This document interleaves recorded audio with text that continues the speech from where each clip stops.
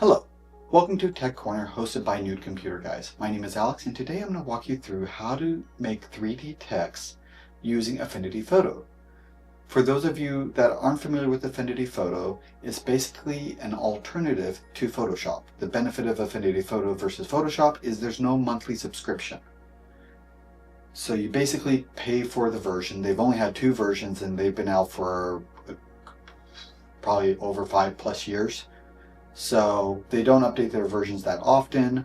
So it's actually a very good deal if you want the power of Photoshop without having to pay a monthly subscription or annual subscription, depending on how you subscribe to Photoshop or the Adobe Suite.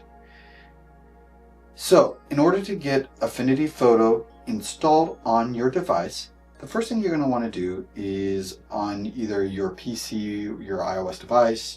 It's basically available for PC, iOS devices, Mac.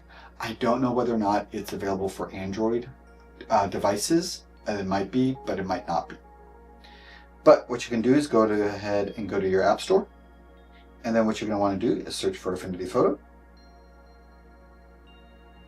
Affinity. And Affinity does have few different applications. The one I'm going to show you today is Affinity Photo 2. Their designer is basically the equivalent of Illustrator, and their publisher is basically the equivalent of InDesign by Adobe Photoshop, or Adobe Acrobat, sorry. So I already have Affinity Photo installed, so I'm going to go ahead and launch it. And then from here, I'm going to go ahead and click on my little text tool on the left hand side at the very bottom. It has a little A symbol next to it, so if I click on this once, I can kind of draw out how big I want to make the text, and I'm going to go ahead and just say welcome. Once I've created this welcome, I'm going to go ahead and I'm going to change the font color, so it's actually, I can just click on the little arrow. Now I can click on my little, up here in the upper right hand corner, the little color. We'll click that, make that bright orange. I'm going to move it kind of towards the center. And then what I'm going to do is I want to make a duplicate of this layer. So in order to do that, you can click on the little 3 dots at the very top, and then you'll see an option that says duplicate. Now, if you have an Apple Pencil Pro, you can just squeeze the Apple Pencil Pro and you'll have the option to duplicate right through here. So now that I've created 2 duplicate versions of this, I'm going to click on my bottom layer. I'm going to click on my little color option here in the upper right hand corner. I'm going to select a darker orange.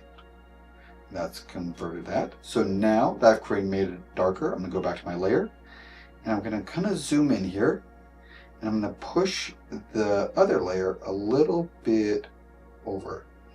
Now, as you can see, it does a fairly decent job. It is a little weird on the ease. Anything that's a little curved, it does have a little bit of issues with that. So one thing I might recommend doing is maybe making separate ones for the E's and the C's, so that way you can kind of make it more realistic. But it's a quick and easy way to kind of make text look 3-dimensional without having to go into a lot of effort to do so. Hope you enjoyed this tip with Affinity Photo and look forward to seeing you next time. Thank you.